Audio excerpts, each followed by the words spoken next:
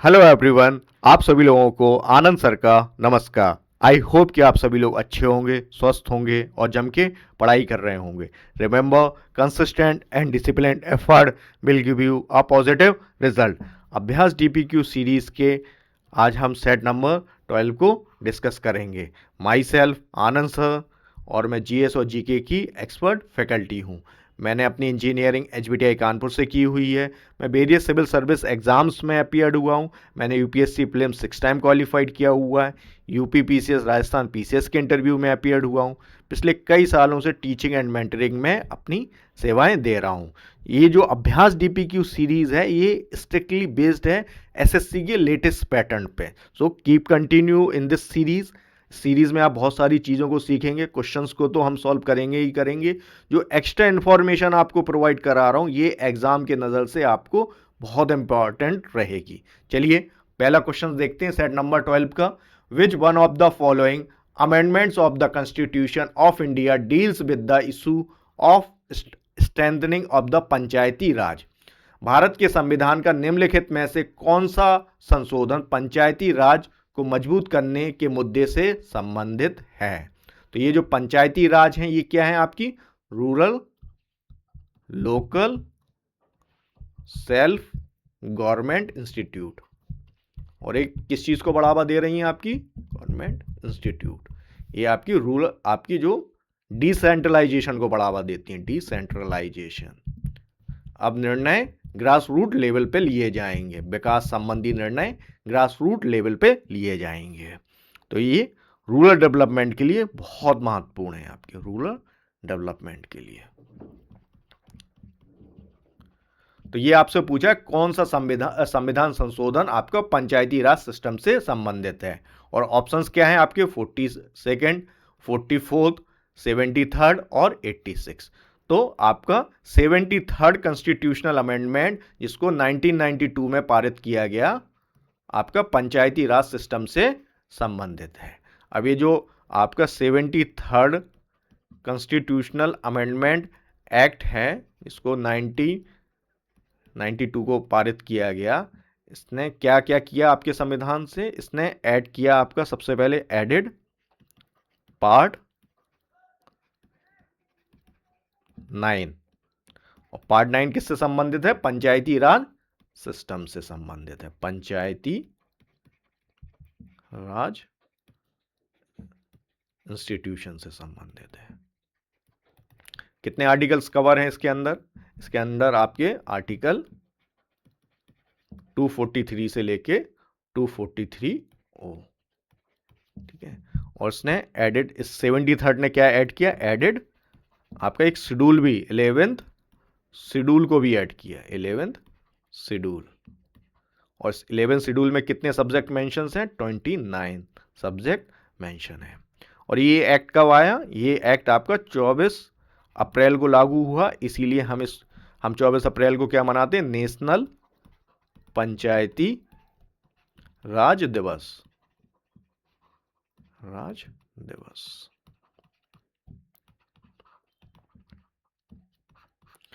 ठीक है। और अच्छे इसके इवोल्यूशन के बारे में बात करें कि किस तरीके से 73rd आपके एवॉल्व हुआ। तो एवोल्यूशन में सबसे पहली कमेटी जो आई वो आई बलवंत राय मेहता कमेटी। ये एग्जाम में क्रॉनिकल ऑर्डर में अरेंज करने के लिए आपसे पूछ सकता है। ये 1957 में आई थी। उसके बाद कौन सी आती है? Ashok Mehta committee, Ashok Mehta committee. ये कब आती है आपकी? 1977 में। उसके बाद कौन सी आती है आपकी? थर्ड जो नंबर पे है जो इंपॉर्टेंट है, GV.K. Rao committee, GV.K. Rao committee. ये आपकी आती है 1985 में। इसके बाद आपकी एक और महत्वपूर्ण कमेटी है जो कि पंचायती राज सिस्टम से संबंधित है, LM सिंघवी कमेटी।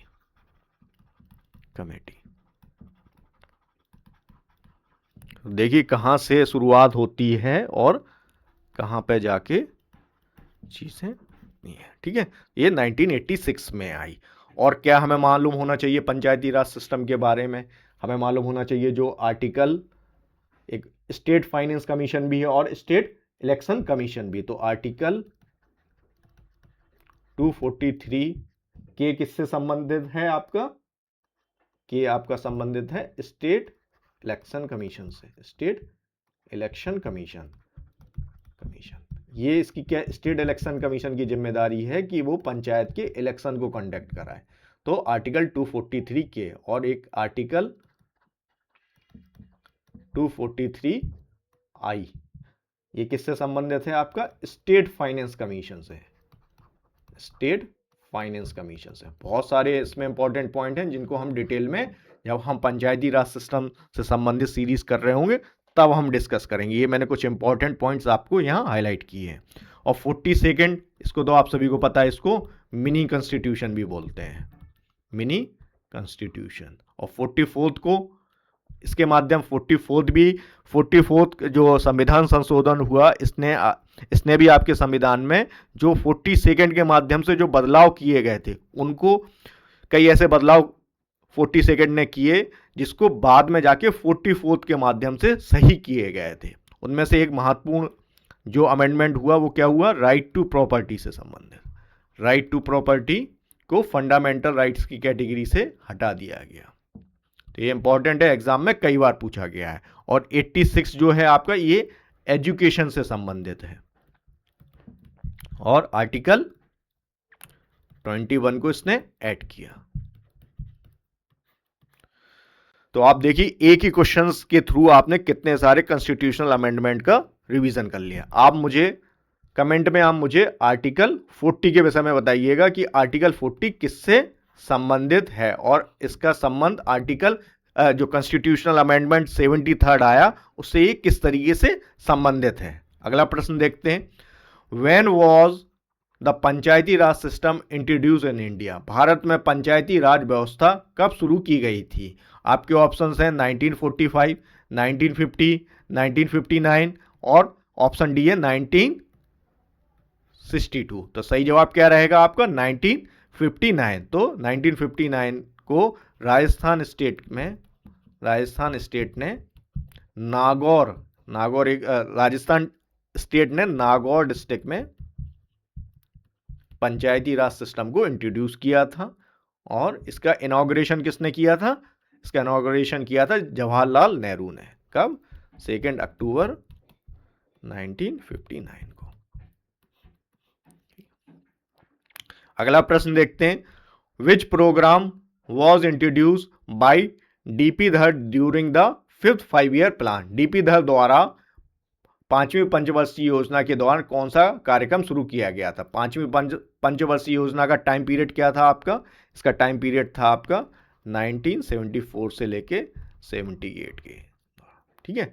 ऑप्शंस क्या हैं? मिनिमम नीड्स प्रोग्राम, न्यूनतम आवश्यकता कार्यक्रम। ऑप्शन बी है Atal mission for rejuvenation and urban transformation, Atal mission for rejuvenation and urban transformation, Swachh Bharat Abhiyan और मेक इन इंडिया। बड़ा आसान है भाई, ये सारे जो ऑप्शंस हैं, B option, C option, D option, make in India, Swachh Bharat Abhiyan और जो Atal mission for rejuvenation and urban transformation, ये कब स्टार्ट किए गए? ये सब आपके स्टार्ट किए गए जब नरेंद्र मोदी गवर्नमेंट आती, उसके बाद ये स्टार्ट किए गए थे। तो बड़ा आसान है इसका जवाब देना, option number E, minimum needs program. अब ये जो मिनिमम नीड्स प्रोग्राम था, इसका ऑब्जेक्टिव क्या था आपका? सबसे पहले हम जो, और क्या मालूम होना चाहिए हमें 5th 5-year प्लान के बारे में। 5th 5-year प्लान, तो सबसे पहले तो इसका टाइम पीरियड देख लेते हैं। 1974 से लेके 78 के बीच में रहा। ठीक है। और इसका ऑब्जेक्टिव क्या रहा? हर एक पंचवर्षीय योजना का अपना कुछ ना कुछ एक गोल होता था, एक ऑब्जेक्टिव होता था। तो इसका ऑब्जेक्टिव था poverty alleviation and employment generation. Poverty alleviation and employment generation. गरीबी हटाओ का जो नारा है, इसी पंचवर्षीय योजना में दिया गया था। और इस प्रोग्राम को प्री मैच्योरली एंड कर दिया गया था, क्योंकि जनता गवर्नमेंट बदल जाती है। जब 5वीं पंचवर्षीय योजना लागू हुई थी तब गवर्नमेंट किसकी थी? इंदिरा गांधी की गवर्नमेंट थी। जब 1977 में जनता पार्टी गवर्नमेंट बनती है तो वो एक नए प्लान स्कीम लेके आते हैं जिसको रोलिंग प्लान बोलते हैं। तो उन्होंने फिफ्थ 5 ईयर प्लान को एंड कर दिया था प्री मैच्योरली, और इस फिफ्थ 5 ईयर प्लान में ही आपका मिनिमम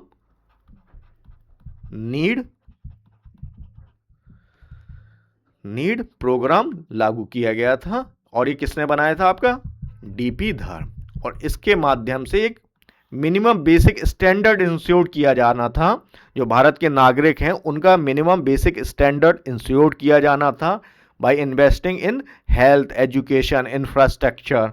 तो ये आपका जो आज जो स्कीम्स आप देखते हैं जैसे नेशनल फूड सिक्योरिटी एक्ट, स्वच्छ भारत अभियान, प्रधानमंत्री आवास योजना, वो सारे उस तरीके के जो फीचर्स थे इसने भी इंक्लूड किए थे कि भाई ये हेल्थ पे फोकस कर रहा था, ठीक है, आपका इंफ्रास्ट्रक्चर पे फोकस कर रहा था ये, ठीक है, हाउसिंग, ठीक है, टॉयलेट, कई सारे इसमें कंपोनेंट्स थे, ठीक है। और जो आपका मेक इन इंडिया प्रोग्राम कब आया? आपका मेक इन इंडिया प्रोग्राम आपका कब आता है? 2014 में। कब लागू किया गया था मेक इन इंडिया प्रोग्राम? आपका सितंबर 2014। और स्वच्छ भारत अभियान आपका 2 अक्टूबर 2014 को। और Atal mission for rejuvenation and urban transformation कब लागू किया गया? ये जून में लागू किया गया था, जून 2015। कमेंट में आप मुझे ये बताइएगा कि वर्तमान में मेक इन इंडिया प्रोग्राम्स में कितने सेक्टर्स इन्वॉल्व हैं और ये किन 4+ पे ये बेस्ड है। मेक इन इंडिया प्रोग्राम अभी भी कंटिन्यूसली चल रहा है और ये आपका मैन्युफैक्चरिंग और सर्विस सेक्टर को बढ़ावा देने के लिए ये प्रोग्राम लागू किया गया है। सेल्फ रिलायंस को बढ़ावा देने के लिए ये प्रोग्राम लागू किया गया है। अगला प्रश्न देखते हैं। Per capita income is obtained by dividing national income by. प्रति व्यक्ति आय राष्ट्रीय आय को निम्न में से किससे भाग देकर प्राप्त की जाती है? तो ये आपसे क्या पूछ रहा है? पर कैपिटा इनकम कैसे कैलकुलेट करते हैं?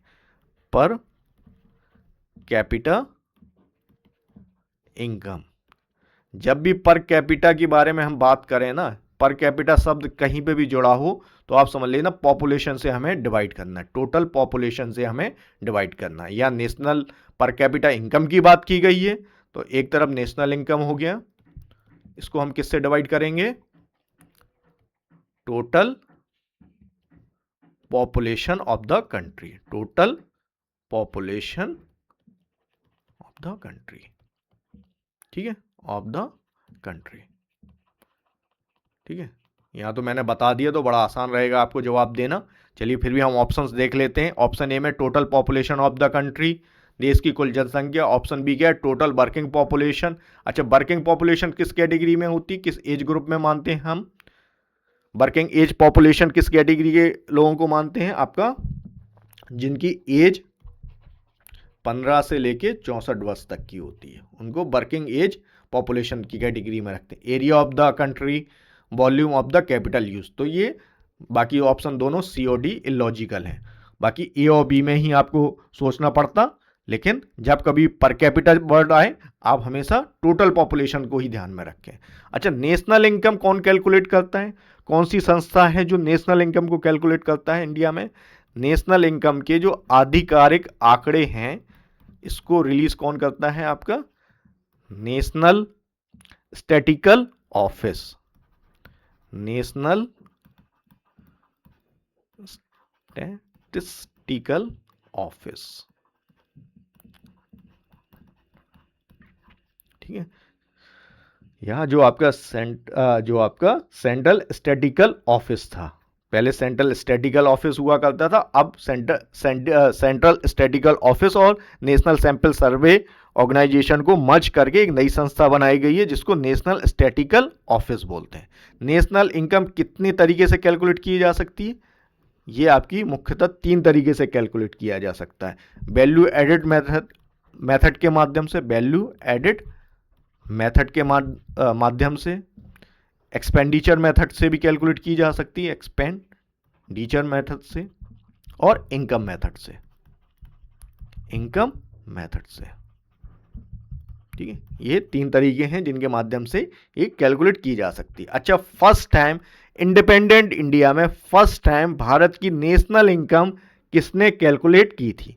तो फर्स्ट टाइम जो नेशनल इनकम कैलकुलेट की गई थी, फर्स्ट टाइम वो नेशनल इनकम कमेटी के माध्यम से की गई थी, नेशनल इनकम कमेटी। और ये कब लाई गई थी आपकी? ये लाई गई थी आपकी 1949 में। और इसको किसने, इसके चेयरमैन कौन थे? पीसी महाबिलोनस, पीसी महा,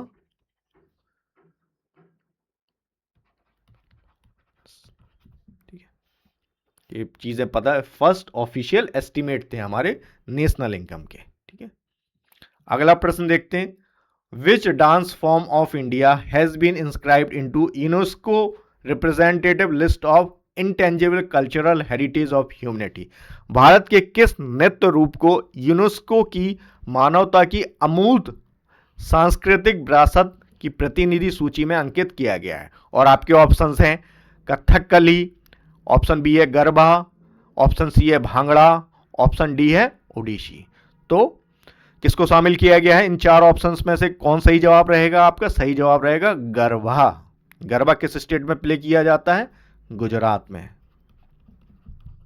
गुजरात, ड्यूरिंग नवरात्रि, बहुत फेमस है ड्यूरिंग नवरात्रि। अच्छा, गुजरात से और क्या, गुजरात से संबंधित और क्या है डांस? यदि आपको देखें तो ये डांस है टिप्पणी डांस। टिप्पणी डांस, ऐसे तो कई सारे डांस फॉर्म है, लेकिन टिप्पणी डांस फॉर्म कई बार एग्जाम में पूछा गया है, इसलिए मैं इसके बारे में थोड़ा आपको बता देता हूं। टिप्पणी डांस फॉर्म एक तो आपका गुजरात से संबंधित है, और इसको कौन सी कम्युनिटी इसको परफॉर्म करती है? कोली। किस कम्युनिटी से संबंधित है? कोली एंड करोवा, करुआ कम्युनिटी से। और ये किस रीजन में प्ले किया जाता है? ये आपका प्ले किया जाता है सौराष्ट्र रीजन में। जो आपका गुजरात का जो सौराष्ट्र रीजन है उसमें ये परफॉर्म किया जाता है। अच्छा, कथकली क्या है आपका? एक क्लासिकल डांस है, क्लासिकल डांस है ये। और किस स्टेट से संबंधित है? केरला से संबंधित है, केरला से संबंधित है। भांगड़ा, भाई सबको मालूम होगा, भांगड़ा पंजाब। भांगड़ा का नाम सुनते ही सबको समझ में आ जाएगा कि ये पंजाब से संबंधित है। ओडिसी, ये भी आपका एक क्लासिकल डांस है। और किस स्टेट से संबंधित है? ओ से उड़ीसा, ओ से ओडिसी, ओ से उड़ीसा। तो ये बड़ा आसान है कि इसको जवाब देना कि ये उड़ीसा स्टेट से संबंधित है। कमेंट में आप मुझे बताइएगा कि नंबर ऑफ क्लासिकल डांस कितने हैं भारत के, क्लासिकल डांस कितने हैं भारत के। क्योंकि एग्जाम में जो डांस हैं आपके, क्लासिकल डांस हैं, फोक डांस हैं, आपके फेस्टिवल हैं, इससे रिलेटेड बहुत सारे क्वेश्चंस आपको पूछे जाते हैं, और आप इन्हीं एमसीक्यू को कर करके बड़े आसानी से इन सारे क्वेश्चंस को अटेम्प्ट कर सकते हैं। ठीक है, अगला प्रश्न देखते हैं। Which among the following is not a basic feature of the constitution of India? निम्नलिखित में से कौन सा भारत के संविधान का मूलभूत विशेषता, बेसिक फीचर नहीं है? और आपके ऑप्शन है, ऑप्शन ए है फंडामेंटल राइट्स, मौलिक अधिकार, ऑप्शन बी है इंडिपेंडेंसी ऑफ जुडिशरी, न्यायपालिका की स्वतंत्रता, फेडरलिज्म संघवाद, ऑप्शन डी क्या, unquestioned right of the parliament to amend any part of the constitution, संविधान के किसी भी भाग में संशोधन करने का संसद का निर्विवाद अधिकार। क्या ये स्टेटमेंट सही रहेगा? देखिए, सबसे पहले हम समझ लेते हैं कि ये बेसिक स्ट्रक्चर डॉक्ट्राइन है क्या। डॉक्ट्राइन ऑफ बेसिक स्ट्रक्चर बोल दे कोई, doctrine of basic structure. Basic structure ये कहां से निकल के आता है? ये निकल के आता है आपका सुप्रीम कोर्ट के जजमेंट से, या फीचर। देखिए 1973 में एक जजमेंट आता है, सुप्रीम कोर्ट का जजमेंट आता है केशवानंद भारती केस में, केशवानंद भारती केस में, ठीक है। इस केस के माध्यम से जो सुप्रीम कोर्ट है उसने क्या बोला, देखिए सुप्रीम कोर्ट को संविधान की व्याख्या करने का अधिकार है। व्याख्या करने का अधिकार किसको है? संविधान को व्याख्या करने का अधिकार किसका है? सुप्रीम कोर्ट का है। संविधान को संशोधन करने का किसका अधिकार है? पार्लियामेंट का। तो पार्लियामेंट और सुप्रीम कोर्ट के बीच में एक जंग चलती रहती थी। इस आपका जो केशवानंद भारती केस था, ये आपका 13 जज बेंच केस था। सबसे पहले ये समझ लें, 13 जज बेंच केस था। एक मतलब 13 जजेस ने इस केस को सुना था। तो इस जजमेंट में जो सुप्रीम कोर्ट है उसने क्या इनोवेट किया? आपका doctrine of basic structure. Doctrine of basic structure. इसमें सुप्रीम कोर्ट ने क्या बोला? सुप्रीम कोर्ट ने बोला कि जो पार्लियामेंट है, पार्लियामेंट अंडर आर्टिकल 368 संविधान के किसी भी भाग को अमेंड कर सकती है, इंक्लूडिंग फंडामेंटल राइट, लेकिन वो संविधान के बेसिक स्ट्रक्चर को नहीं बदल सकती, बेसिक स्ट्रक्चर के साथ छेड़छाड़ नहीं कर सकती है। ठीक है, तो एक तरीके से सुप्रीम कोर्ट ने जो पार्लियामेंट की जो अमेंडमेंट पावर है उसको रिस्ट्रिक्ट कर दिया।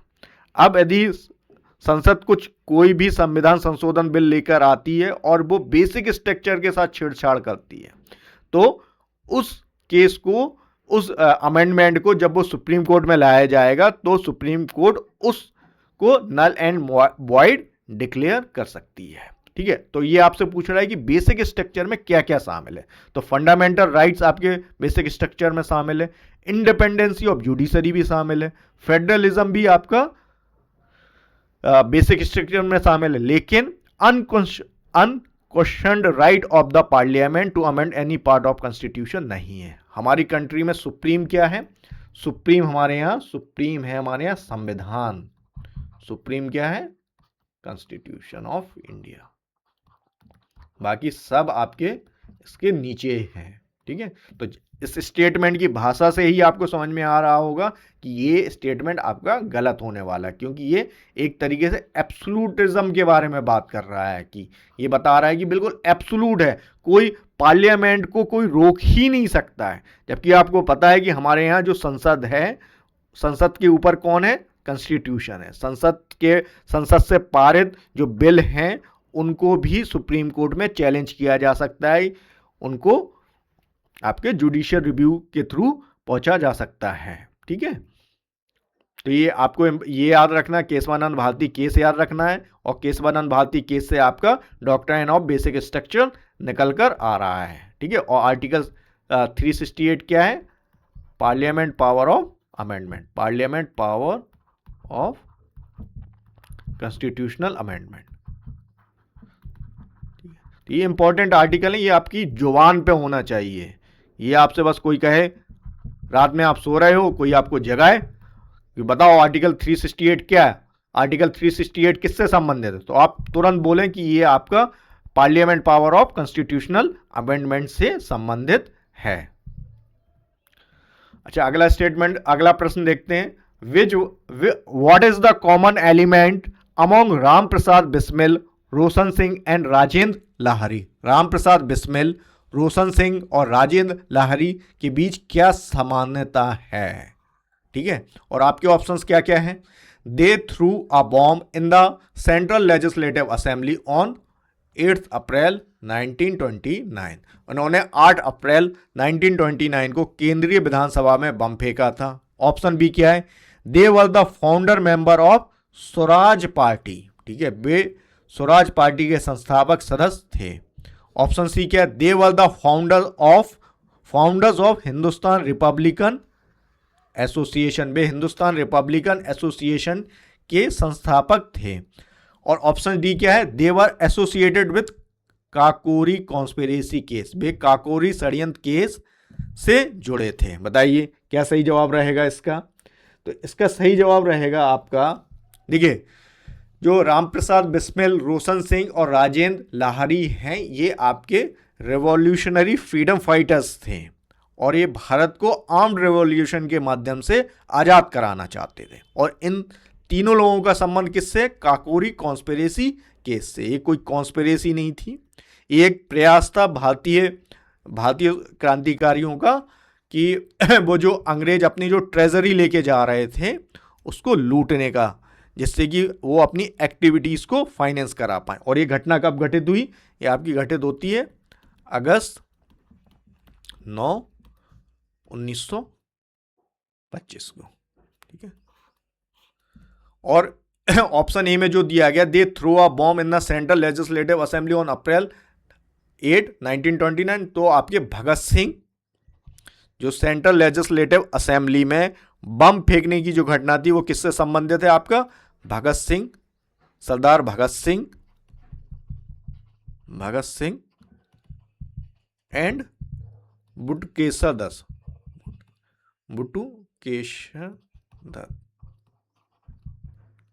दत्त, ठीक है। स्वराज पार्टी की स्थापना किसने की थी? आपकी सी आर दास और मोतीलाल नेहरू ने। जवाहरलाल नेहरू के पिताजी थे मोतीलाल नेहरू, ठीक है। अच्छा, आपके रामप्रसाद बिस्मिल, रोशन सिंह एंड लाजन लाहरी आपके हिंदुस्तान रिपब्लिकन एसोसिएशन से जुड़े हुए थे, ठीक है। और ये आपके फाउंडर्स की कैटेगरी में नहीं, इनको हम रखते हैं, फाउंडर्स थे, ये को फाउंडर्स थे, लेकिन इसको हिंदुस्तान रिपब्लिकन एसोसिएशन की को बनाने की जो मेन क्रेडिट किसको जाता है? सच्चिदानंद सान्याल को,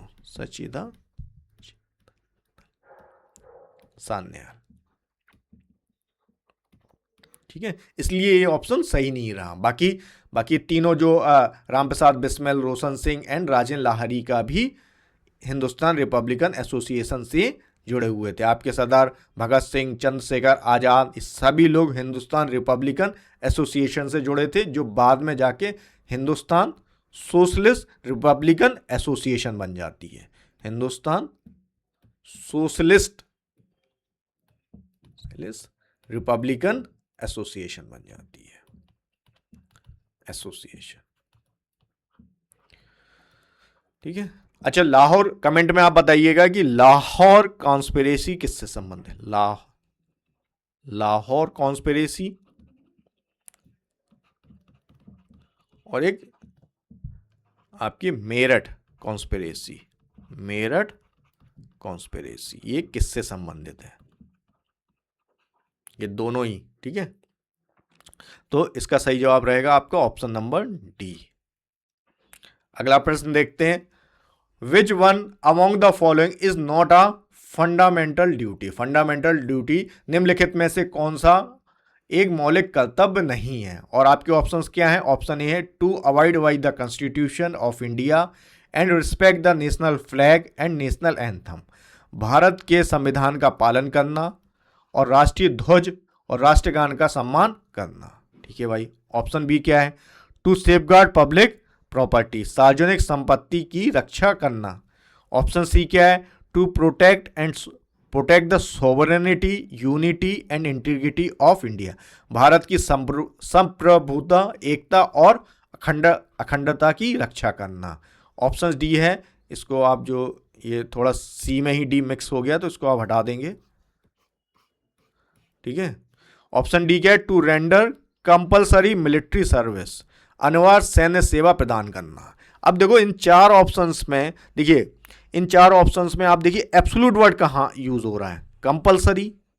क्या लोकतांत्रिक देश में किसी चीज को दबाव बनाया जा सकता है किसी चीज के लिए? नहीं बनाया जा सकता। और यहाँ क्या बोल रहा है? कंपलसरी मिलिट्री सर्विस की बात की जा रही है। तो आप जो, यदि आपको लॉजिक आपका क्लियर है तो आप बड़े आसानी से बता पाएंगे कि ये ऑप्शंस गलत होने वाला है, क्योंकि लोकतांत्रिक देश में चीजें कंपल्सन के आधार पर नहीं की जा सकती हैं। यहाँ आपको प्रेरित किया जा सकता है, आपसे वॉलेंटियरली मिलिट्री सर्विस की तो बात की जा सकती है, लेकिन कंपलसरी मिलिट्री सर्विस नहीं हो सकती है, ठीक है। तो ये आपका सही जवाब रहेगा ऑप्शन नंबर डी। बाकी आप तीनों देखें तो तीनों ऑप्शंस जो हैं वो एक तरीके से जो भारतीय नागरिक हैं उनको पेट्रियोटिक और जो हमारी संस्थाएं, जो राष्ट्रीय महत्व की जो संस्थाएं, उनका सम्मान करने से संबंधित बात कर रहा है और भारत की संप्रभुता और एकता को बचाने की बात कर रहा है। ये हर एक भारत का नागरिक है कि वो भारत की जो सॉवरेनिटी है, यूनिटी है और उसकी इंटीग्रिटी, उसकी रक्षा करे। ठीक है। अच्छा, ये और क्या मालूम होना चाहिए हमें फंडामेंटल राइट्स के बारे में? फंडामेंटल राइट्स आपके फंडामेंटल राइट जो हमारे मौलिक कर्तव्य हैं, फंडामेंटल राइट। अच्छा, फंडामेंटल राइट्स क्या आपके ओरिजिनल संविधान, ओरिजिनल कॉन्स्टिट्यूशंस में थे? नहीं थे। फंडामेंटल ड्यूटी, ठीक है। तो फंडामेंटल ड्यूटीज आपकी शामिल की गई बाई 42nd कॉन्स्टिट्यूशनल अमेंडमेंट के माध्यम से। और ये 42nd कॉन्स्टिट्यूशनल अमेंडमेंट के माध्यम से कब लाया गया था? ये कौन सी गवर्नमेंट लाई थी इसको? ये बिल्कुल याद कर लेना, 42वां संविधान संशोधन तो बिल्कुल रटा हुआ होना चाहिए आपको। ठीक है। फंडामेंटल राइट्स आपके किस पार्ट में है? पार्ट 4A में। कितने आर्टिकल हैं इसमें? Article 51।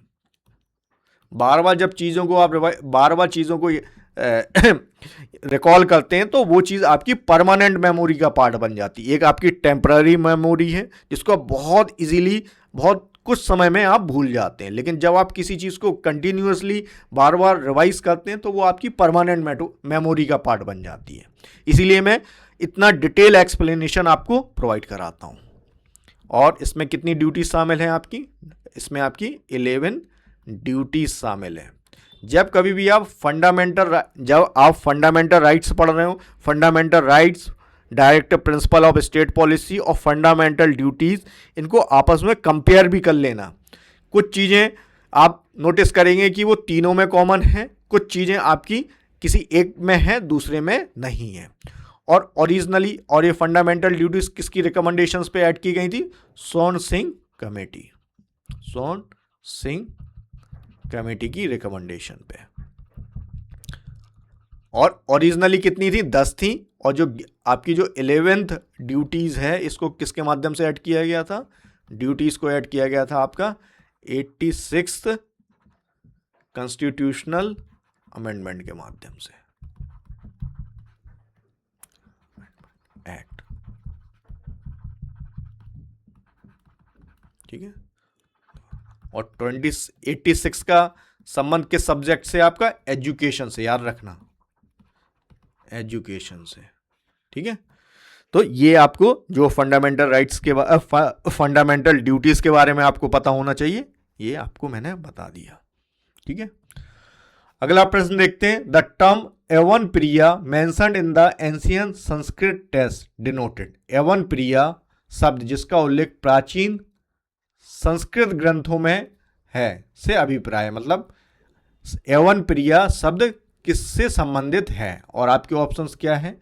A fine variety of Indian Muslim एक तरह का कपड़ा होता है, भारतीय मलमल की एक उत्तम किस्म, आइवरी मतलब हाथी दांत, damsel sent to the Greek court for dance performing, dancers, ये डैमसिल नहीं, डांसर्स।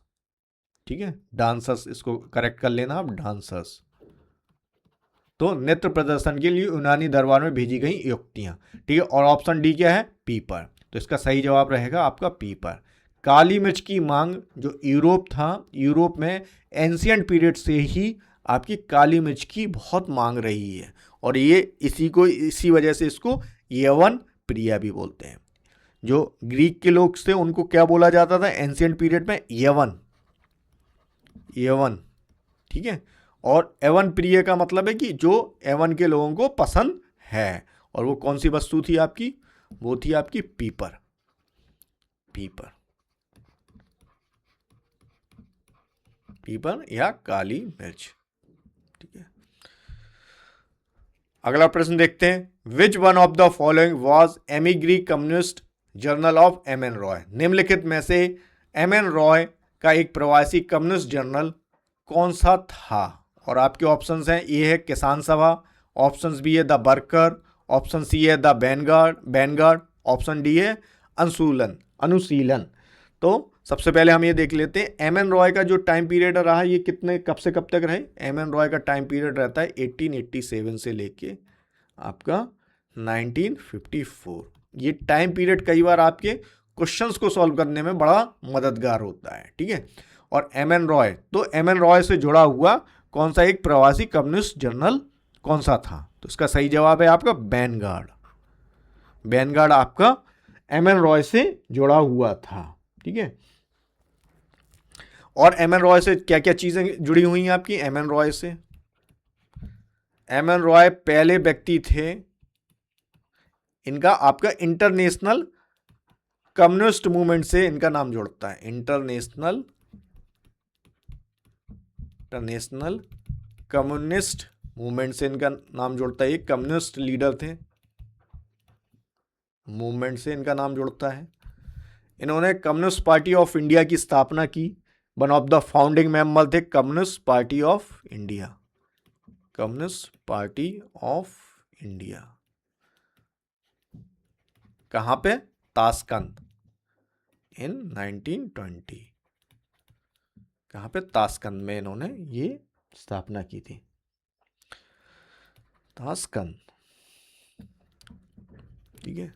इन्होंने ही सबसे पहले जो कंस्टिट्यूएंट असेंबली की मांग इन्होंने ही रखी थी। कंस्टिट्यूएंट असेंबली की जो डिमांड है, इन्होंने ही सबसे पहले आइडिया कंस्टिट्यूएंट असेंबली का इन्होंने ही दिया था। कब? 1934। और इनका संबंध किससे जुड़ता है? आपका रेडिकल ह्यूमनिज्म से। रेडिकल ह्यूमनिज्म, ठीक है। तो ये एम एन रॉय से संबंधित कुछ आपके पॉइंट्स हैं। अच्छा, कमेंट में आप मुझे ये बताइएगा, किसान सभा किससे संबंधित है? द वर्कर किससे संबंधित है? और एक अनुशीलन समिति भी थी, ठीक है। अनुशीलन समिति किससे संबंधित है? अगला प्रश्न देखते हैं। Which one of the following agencies releases a report on safe accommodation worker housing for manufacturing growth? निम्नलिखित में से कौन सी एजेंसी सेफ आवास विनिर्माण विकास के लिए श्रमिक विकास रिपोर्ट जारी करती है? और आपके ऑप्शन क्या है? Reserve bank of India, RBI, NITI Aayog, option C है नेशनल हाउसिंग बैंक, राष्ट्रीय आवास बैंक, और ऑप्शन डी क्या है? Housing and urban development corporation, आवासीय और शहरी विकास निगम। तो सही जवाब क्या रहेगा आपका? नीति आयोग, क्योंकि इन चारों में से जो भाई नीति आयोग आपकी एक तरह की एडवाइजरी बॉडी है, और ये क्या कर रही है? आपके यहाँ चीज़ों को स्टडी करती रहती है सारी चीज़ें। हमारी जो भारतीय अर्थव्यवस्था है उसके जो डिफरेंट, जो भारतीय अर्थव्यवस्था के जो डिफरेंट आयाम्स हैं उनको ये स्टडी करती रहती है और अपनी रिपोर्ट्स भी पब्लिश करती रहती है। ये भारत सरकार का थिंक टैंक है। भारत में जो इकोनॉमिक एंड सोशल पॉलिसीज़ बनाने के लिए एक जो थिंक टैंक बनाया गया कि भाई आप रिसर्च करो, आप पता करो कि भाई क्या चल रहा है अर्थव्यवस्था में, क्या किस चीज़ की ज़रूरत है। तो ये सब आपकी नीति आयोग का काम करती है। तो नीति आयोग ही एक सबसे संभावित ऑप्शन था। तो ऑप्शन बी आपका सही है। सेफ अकोमोडेशन, सेफ का मतलब क्या है आपका? सेफ का मतलब सिक्योर, ए से है अफोर्डेबल,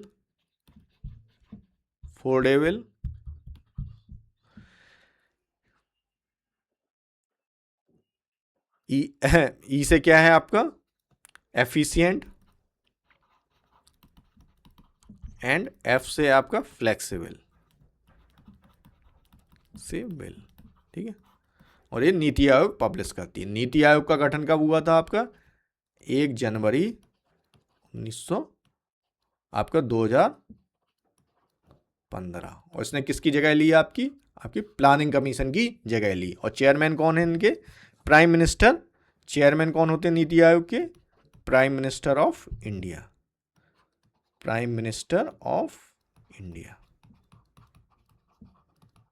और ये किस तरह की संस्था है? नाइदर कॉन्स्टिट्यूशनल नॉर स्टैट्यूटरी, ठीक है। अगला प्रश्न देखते हैं आपका। Who holds the record for being the longest serving speaker of the Lok Sabha in Indian history? भारतीय इतिहास में सबसे लंबे समय तक लोकसभा अध्यक्ष रहने का रिकॉर्ड किसके नाम है? जीबी मावलंकर, सोमनाथ चटर्जी, बलराम जाखड़ और मीरा कुमार। तो ये जो 4 ऑप्शन हैं, ये चारों आपके लोकसभा स्पीकर रह चुके हैं। जीबी मावलंकर कौन है? आपके first Lok Sabha speaker.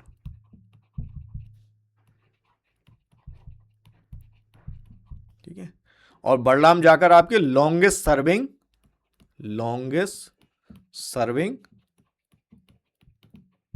Lok Sabha speaker है, लोकसभा स्पीकर है।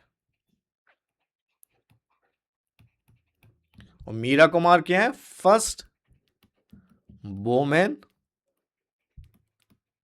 Speaker of Lok Sabha, speaker of Lok Sabha.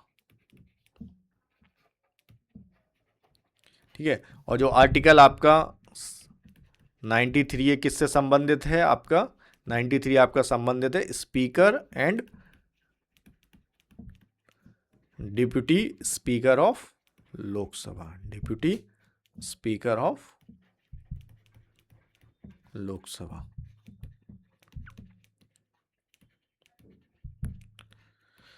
ठीक है, और जो आपका वर्तमान में जो 18 लोकसभा है, इसके जो स्पीकर हैं वो कौन है? 18 लोकसभा के स्पीकर कौन है?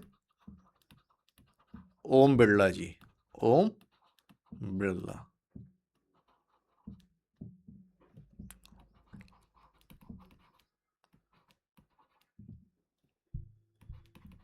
ये आपके कोटा से लोकसभा सदस्य है। ठीक है, और किसी को भी आपका जो स्पीकर होते हैं वो लोकसभा के सदस्य होना अनिवार्य है। स्पीकर हमेशा लोकसभा का, और स्पीकर क्या है आपका? Highest authority in Lok Sabha.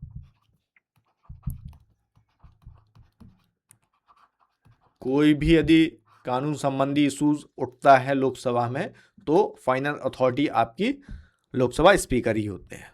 अगला प्रश्न देखते हैं, in which year was the estimate committee constituted for the first time in India? Bharat में पहली बार एस्टीमेट कमेटी का गठन किस वर्ष किया गया था? यहां आप करेक्शन कर लेना, यहां constituted for the first time in the independent India, independent India,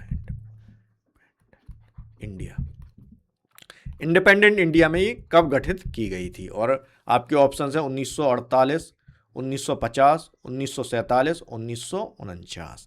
तो सही जवाब क्या रहेगा आपका? 1950।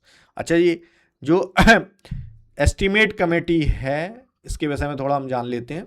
देखिए, पार्लियामेंट में कई सारी कमेटीज गठित होती हैं। जैसे एक जो परमानेंट कमेटीज होती हैं, पार्लियामेंट्री कमेटीज को हम दो कैटेगरीज में डिवाइड करते हैं। एक तो होती है स्टैंडिंग कमेटीज, ये कंटिन्यूअस कमेटीज भी बोलते हैं, और एक होती है एडहॉक कमेटीज। एडहॉक कमेटीज जो होती हैं, जैसा इसका नाम से ही पता चल रहा है, किसी पर्टिकुलर पर्पस के लिए गठित की जाती हैं, और जैसे ही उनका काम समाप्त हो जाता है वो कमेटी भी बाइंड अप हो जाती हैं। जो स्टैंडिंग कमेटीज हैं ये कई तरह की होती हैं, उसमें से जो मोस्ट इंपॉर्टेंट है वो फाइनेंस कमेटी की है।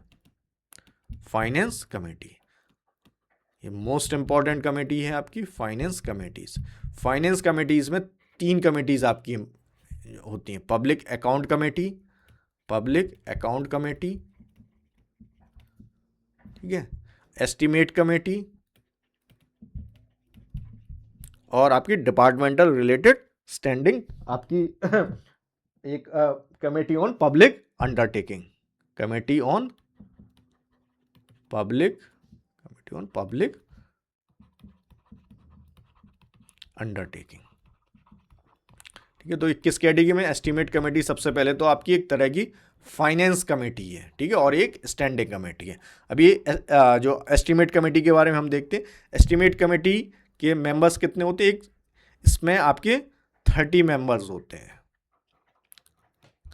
ये आपकी एक्सक्लूसिवली लोकसभा के सदस्य ही इसके मेंबर्स बनते हैं, एक्सक्लूसिवली ऑफ लोकसभा, मतलब ये सिर्फ लोकसभा के सदस्य ही इस कमेटी के मेंबर्स बन सकते हैं। उसी को मैंने क्या लिखा? Exclusively of Lok Sabha member.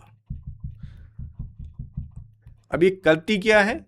ये एस्टीमेट लगाती है जो आपके जो बजट प्रपोजल में जो एस्टिमेट दिए गए होते हैं, भाई देखिए बजट में क्या होता है, आप बजट क्या है, बजट को मोटे मोटे तौर पे यदि हम देखें तो ये आपका भारत सरकार के आय व्यय से संबंधित होता है और ये हर साल आपका पेश किया जाता है। ठीक है, तो इसमें सरकार अपनी प्रपोजल्स लेके आती है बजट में कि भाई हम इस पर्टिकुलर काम के लिए इतना पैसा खर्च करना चाहते हैं, इसके लिए हम इतना खर्च करना चाहते हैं, तमाम बहुत सारा बातें होती हैं। तो ये कमेटी उसी चीज़ को स्टडी करती है, एस्टिमेट कमेटी। इसीलिए इसमें आपके जो 30 मेंबर्स होते हैं और लोकसभा के ही इसके सदस्य होते हैं। और पहली बार ये कब बनाई गई थी, आपकी आज़ाद भारत में पहली बार बनाई गई थी 1950 में। तो उस समय के जो फाइनेंस मिनिस्टर थे जॉन मथाई। ठीक है, आप मुझे कमेंट में बताइएगा कि जो first finance minister of India कौन थे, first finance minister of independent India, of independent India.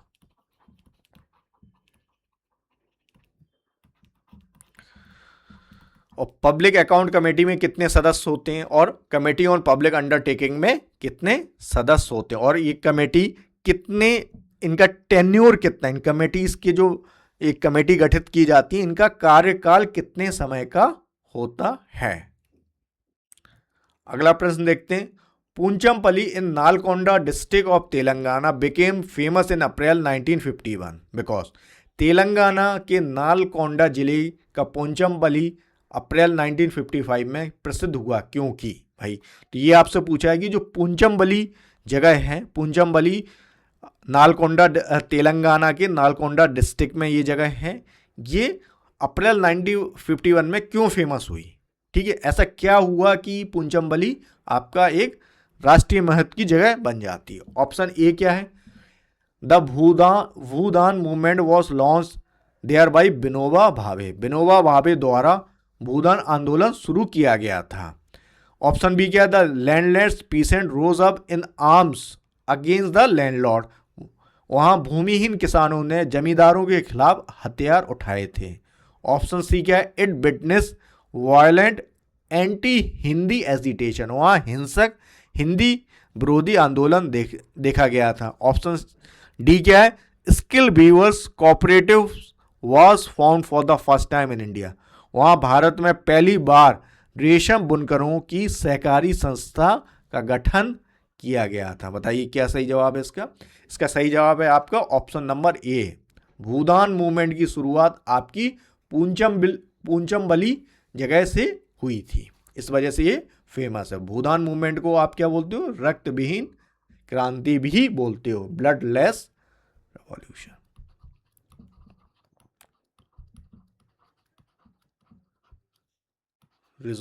Revolution भी बोलते हो।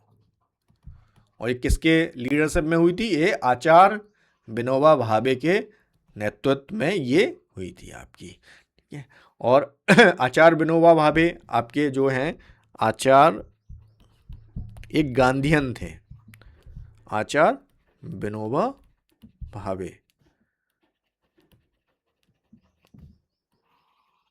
एक गांधीयन, इनको क्या है, गांधी जी का आध्यात्मिक सक्सेसर माना जाता है, successor of Gandhi ji, successor of Gandhi ji spirituality, Gandhi ji की जो स्पिरिचुअल जो आध्यात्मिक सक्सेसर माना जाता है इनको, Gandhi successor of Gandhi ji spirituality, एक गांधीयन। ठीक है, इनका संबंध किससे जुड़ता है आपका, इंडिविजुअल सत्या, ये फर्स्ट सत्याग्रही थे जो इंडिविजुअल सत्याग्रह हुआ था आपका, फर्स्ट सत्याग्रही इंडिविजुअल सत्याग्रह मूवमेंट में, सत्याग्रह। ठीक है, कब हुआ, 1940 में। और इन्होंने ही आपका भूदान आंदोलन से तो इनका संबंध जुड़ा ही हुआ, भूदान और ग्रामदान आंदोलन, जिसको रक्तविहीन क्रांति भी बोलते हैं। और इन्होंने सर्वोदय समाज की स्थापना की थी, सर्वोदय समाज। ठीक है,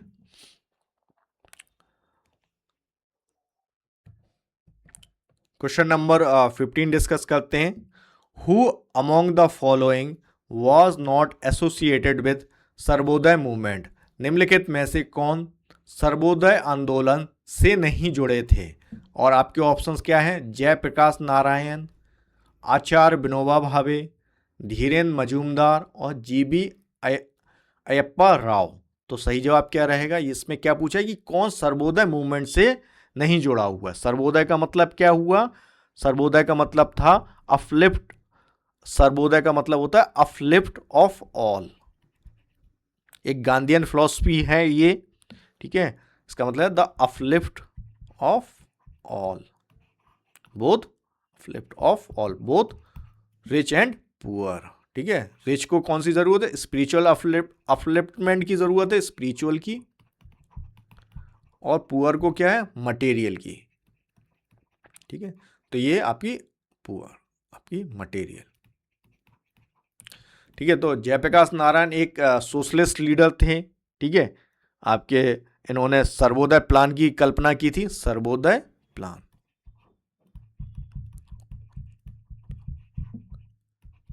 आचार्य विनोबा भावे तो आपके पता ही है, सर्वोदय समाज से, आपके भूदान ग्रामदान आंदोलन से जुड़े हुए। धीरेन्द्र मजूमदार भी आपके, धीरेन्द्र मजूमदार कौन थे? सेक्रेटरी थे आपके सर्वोदय समाज के, सेक्रेटरी ऑफ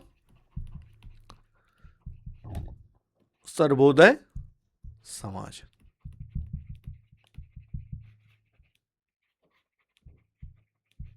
ठीक है।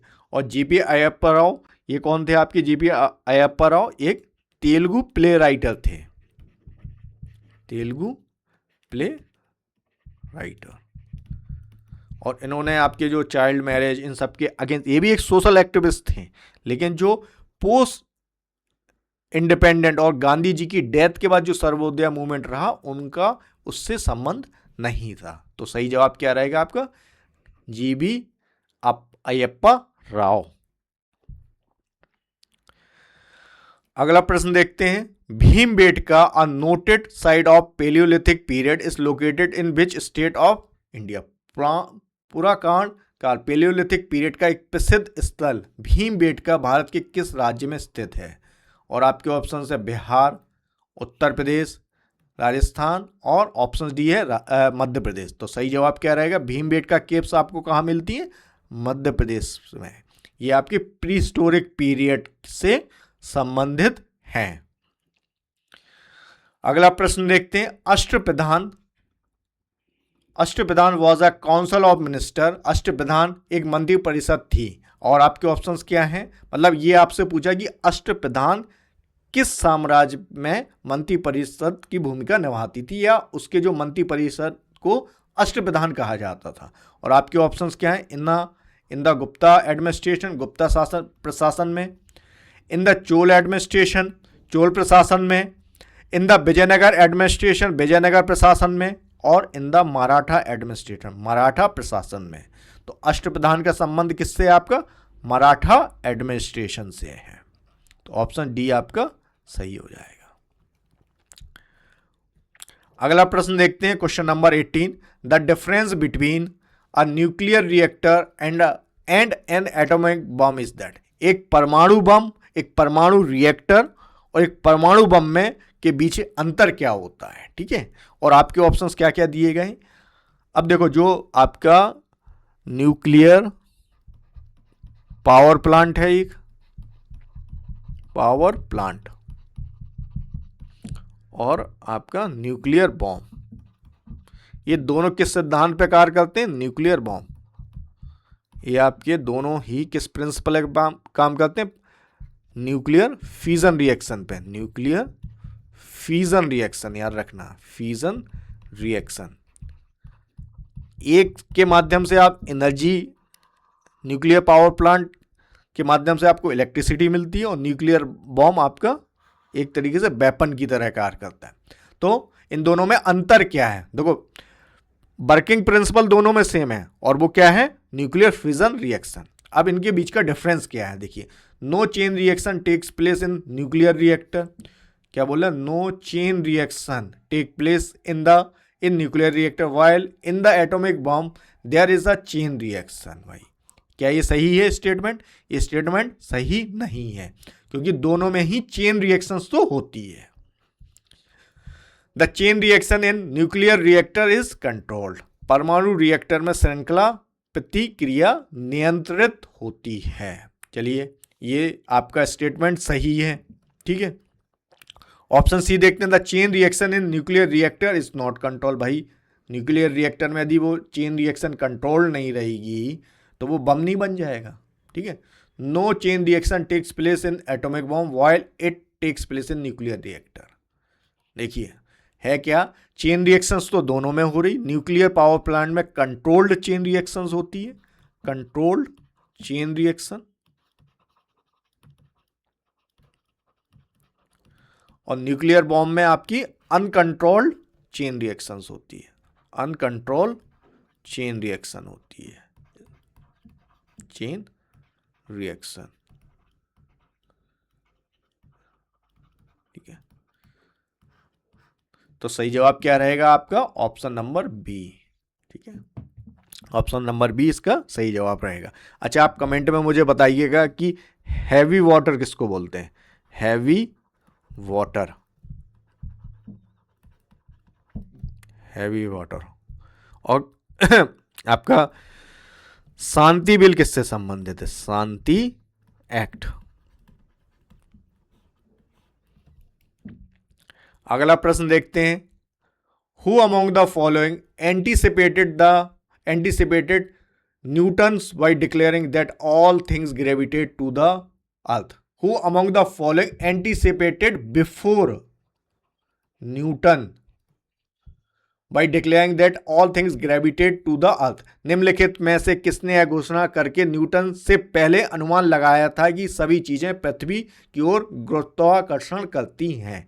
अर्थात देखिए, न्यूटन्स लॉ आपकी ग्रेविटी से संबंधित है। न्यूटन्स ने ये सारी चीजें आपकी कब प्रिडिक्ट की थी? उससे पहले एक भारतीय वैज्ञानिक ने इसको पहले ही प्रिडिक्ट कर लिया था, जो ब्रह्मगुप्त थे।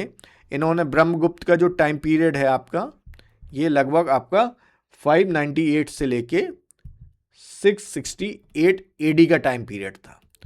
तो जो ब्रह्मगुप्त थे, इन्होंने पहले ही जो गुरुत्वाकर्षण का सिद्धांत है, जिसका पूरा क्रेडिट न्यूटन्स को जाता है, न्यूटन को दिया जाता है, उससे ब्रह्मगुप्त ने उससे पहले ही प्रेडिक्ट कर लिया था कि जो सारी वस्तुएं हैं वो अर्थ की तरफ, आपकी अर्थ की सरफेस की तरफ अट्रैक्ट होती हैं। और इन्होंने एक बुक भी लिखी। वो कौन सी बुक थी?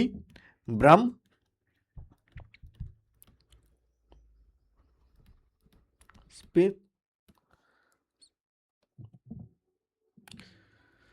सिद्धांत।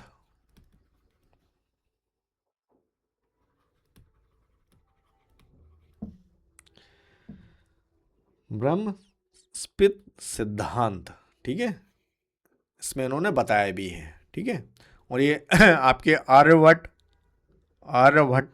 आर्यभट्ट ने भी कई सारे महत्वपूर्ण कार्य किए। आप मुझे कमेंट में बताइएगा कि क्या आर्यभट्ट ने जीरो को इन्वेंट किया था? 12 मिहिर भी इंडियन एस्ट्रोनॉमर्स थे। आर्यभट्ट एक मैथमेटिशियंस थे, ठीक है। तो इसका सही जवाब रहेगा आपका ऑप्शन नंबर डी। अगला प्रश्न देखते हैं, optical fibre work on the principle of. Optical fibre किस सिद्धांत पर कार्य करता है? और आपके ऑप्शन है टोटल इंटरनल रिफ्लेक्शन, पूर्ण आंतरिक परावर्तन, रिफ्रैक्शन, स्कैटरिंग और इंटरफेरेंस। तो सही जवाब क्या रहेगा आपका? Option number A. जो ऑप्टिकल फाइबर है, ये किस सिद्धांत पे कार्य करता है आपका? ये आपका टोटल इंटरनल रिफ्लेक्शंस पे कार्य करता है ये। अगला प्रश्न देखते हैं, the normal temperature of human body on the kelvin scale. Kelvin पैमाने पर मानव शरीर का सामान्य तापमान कितना होता है? और आपके ऑप्शन है 280, 290, 300 और 310, ठीक है। तो डिग्री सेल्सियस में जो बॉडी टेम्परेचर होता है वो कितना होता है? नॉर्मल बॉडी टेम्परेचर कितना होता है?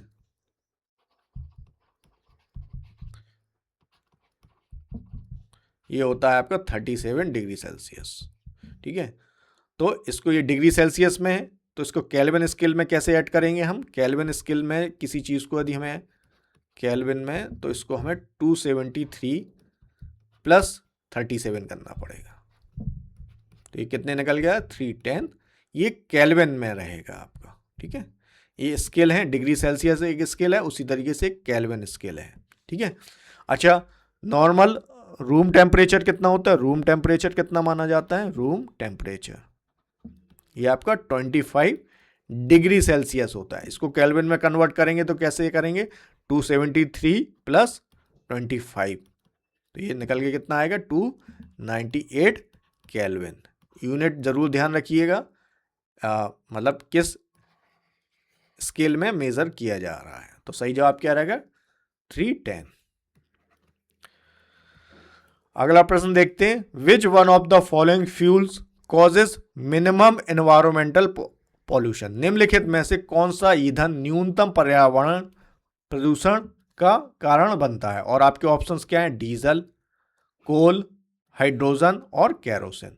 भाई ये आपसे पूछा है कि मिनिमम एनवायरमेंटल पॉल्यूशन किस में, किस फ्यूल में होता है। तो देखो, आपके डीजल्स के थ्रू आपको कई सारी exhaust gases CO2, NO2, NOx, SO2, कई सारे पार्टिकुलेट मैटर्स रिलीज होते हैं कोल के माध्यम। जब कोल को बर्न करते हैं तो ये सारी गैसेस रिलीज होती हैं, ये हार्मफुल होती हैं एनवायरनमेंट के लिए।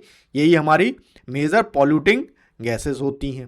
लेकिन हाइड्रोजन जब बर्न करता है तो एंड प्रोडक्ट क्या होता है? वाटर होता है, ठीक है। वाटर किसी भी तरीके से आपको हार्म्स नहीं पहुंचाता है। तो सही जो, और क्या हाइड्रोजन जो है आपका, इसकी कैलोरीफिक वैल्यू भी सबसे ज्यादा होती है,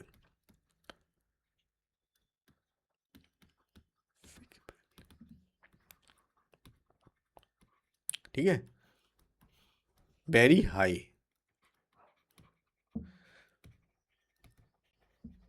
ठीक है। बट हाइड्रोजन के साथ क्या है कि ये इजीली स्टोर नहीं किया जा सकता, ये हाईली कंबस्टेबल होता है, हाईली कंबस्टेबल,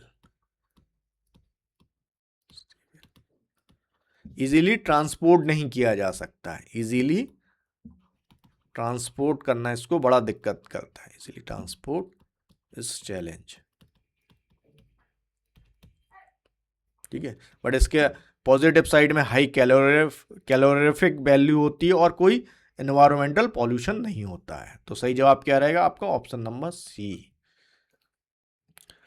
अगला प्रश्न देखते हैं, which one of the following hormone contain iodine? निम्नलिखित में से किस हार्मोन में आयोडीन होता है? और आपके ऑप्शन है थायरॉक्सिन, टेस्टोस्टेरोन, इंसुलिन और एड्रेलिन। तो सही जवाब क्या रहेगा आपका? थायरॉक्सिन। थायरॉक्सिन किस ग्लैंड से निकलता है आपका? थायराइड ग्लैंड से, थायराइड ग्लैंड से। और आयोडीन की कमी से कौन क्या हो जाता है? Goitrous, deficiency of iron, deficiency of iodine से कौन सी बीमारी हो जाती है आपकी? गोइट्रस। और आयरन की कमी से कौन सी बीमारी होती है? डेफिशिएंसी ऑफ आयरन की वजह से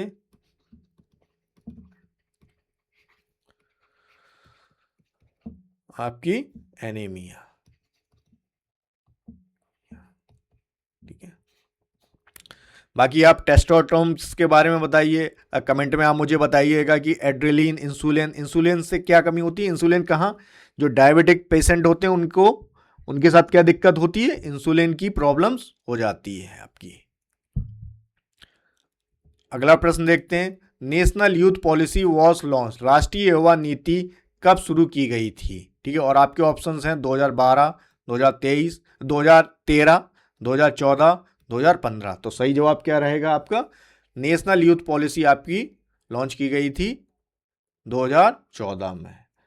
और इस पॉलिसी के अनुसार यूथ कौन है, किस एज ग्रुप के लोगों को यूथ माना गया है? जो आपके 15 से 29 साल के लोग हैं, वो इस पॉलिसी के अनुसार यूथ कैटेगरी में आते हैं। अच्छा, नेशनल यूथ डे कब सेलिब्रेट करते हैं? नेशनल यूथ डे आपका सेलिब्रेट किया जाता है 12 जनवरी के दिन, ठीक है, अभी इस पॉलिसी को रिवाइज किया जा रहा है। ठीक है, अगला प्रश्न देखते हैं। Who among the following was the president of Belgaum session of Indian national Congress held in 1924। 2024 में आयोजित भारतीय राष्ट्रीय कांग्रेस के बेलगाम सत्र के अध्यक्ष निम्नलिखित में से कौन थे? और आपके ऑप्शंस हैं महात्मा गांधी, वल्लभ भाई पटेल, सुभाष चंद्र बोस और डी ऑप्शन है जवाहरलाल नेहरू। तो सही जवाब क्या है आपका? महात्मा गांधी। महात्मा गांधी ने कांग्रेस के सिर्फ और सिर्फ एक अधिवेशन की अध्यक्षता की थी, और वो कौन सा अधिवेशन था? बेलगाम अधिवेशन, बेलगाम सेशन। और ये कब हुआ था आपका? 1924 में। ठीक है, और वल्लभ भाई पटेल ने किस सेशन को प्रिसाइड किया था? आपका कराची सेशन, कराची सेशन। ये कब हुआ था आपका? ये हुआ था आपका 1931। ये सेशन भी बहुत महत्वपूर्ण है भारतीय इतिहास में। सुभाष चंद्र बोस ने आपके 1938 और 1939 के सेशन को प्रिसाइड किया था। हरिपुरी एंड त्रिपुरी सेशन को इन्होंने प्रिसाइड किया था। और जवाहरलाल नेहरू ने आपके जो फेमस लाहौर सेशन हुआ, लाहौर अधिवेशन हुआ, लाहौर सेशन हुआ कांग्रेस का, उसको प्रिसाइड किया था आपका 1929 को। ठीक है, और इसी सेशन में पूर्ण